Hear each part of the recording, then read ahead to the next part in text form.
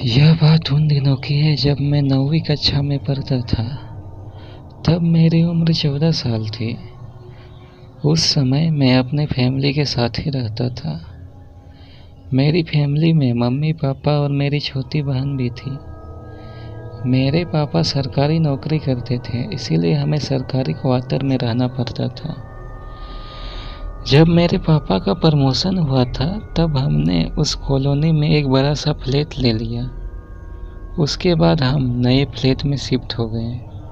मैं बहुत खुश था क्योंकि मैं सोच रहा था कि मैं अपना एक अलग से कमरा लूँगा।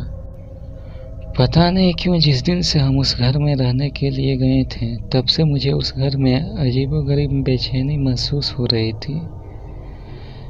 उस घर में मुझे देर से सोने की आदत थी क्योंकि हमारा टीवी चैनल वाला हर रात को एक नई फिल्म दिखाता था। मेरे मम्मी पापा और बहन दूसरे कमरे में जल्दी सो जाते थे।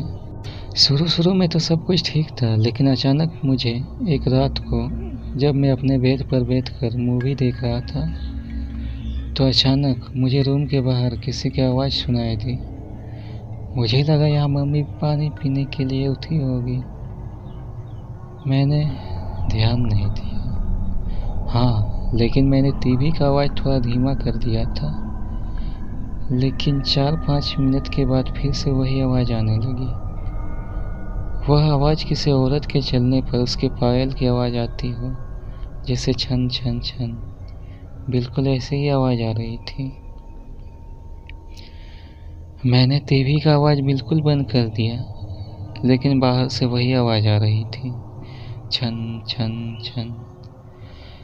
यह आवाज़ सुनकर मेरा शरीर कांपने लगा और मेरे रोंगटे भी खड़े हो गए।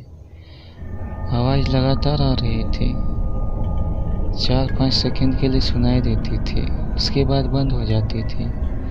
बाद में 3-4 मिनट के बाद फिर से छन छन छन, जैसे कि कोई भारी पायल पहनकर चल रही हो। मेरा दिल जोर जोर से धड़कने लगा। ऐसा लग रहा था कि अभी मेरा हृदय छाती से बाहर निकलकर मुंह में आ जाएगा।